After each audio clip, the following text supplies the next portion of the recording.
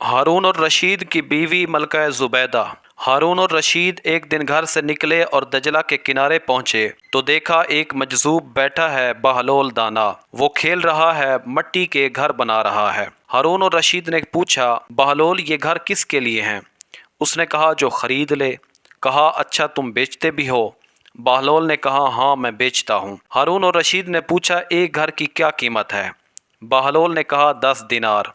हारून और रशीद मुस्कुराकर चले गए। फिर कुछ देर के बाद वहां से हारून और रशीद की बीवी मलका ज़ुबैदा गुजरी। उसने देखा बहलोल घर बना रहा है। पूछा, बहलोल घर कितने का है? बहलोल ने कहा, 10 दिनार का। मलका ज़ुबैदा ने 10 दिनार निकाल कर दे दिए। बहलोल ने वो 10 दिनार दजला में डाल दिए और गोल दायरा लगाकर कहा, ये घर तुम्हारा है, ले जाओ। मलका ज़ुबैदा आगे चली गईं। जब रात हुई तो हारून और रशीद ख्वाब में देखता है कि कयामत कायम है, लोग इधर उधर जा रहे हैं। हारून और रशीद भी एक गली में चल पड़े। आगे जाकर देखते हैं कि एक खूबसूरत महल बना हुआ है और उसके दरवाजे पर लिखा है मलका ज़ुबैदा। हारून और रशीद ने दरवाज़ा बजाया तो पूछा, कौन? कहा, मैं हारून और रशीद हूँ, मलका ज़ुबैदा मेरी बीवी है। जवाब मिला, दुनिया का निज़ाम कुछ और है, इधर का और है। जिसका घर है वही दाखिल हो सकता है और कोई नहीं दाखिल हो सकता। जब सुबह हुई, आंख खुली तो हारून और रशीद मलका ज़ुबैदा से पूछते हैं कि तू क्या अमल करती है? जन्नत में मैंने तेरा बहुत खूबसूरत महल देखा है। मलका ज़ुबैदा ने कहा, वही मामूल की नमाजें, वही रोजे, वही सब कुछ। हाँ, मैंने बहलोल को 10 दिनार अल्लाह की रजा के लिए दिए थे। हारून और रशीद उठे और दौड़े और कहा, अल्लाह करे आज वो बहलोल बैठा हो। दजला पर पहुंचे तो बहलोल बैठा था, वही काम कर रहा था। हारून और रशीद ने पूछा, बहलोल एक घर कितने का है? उसने कहा,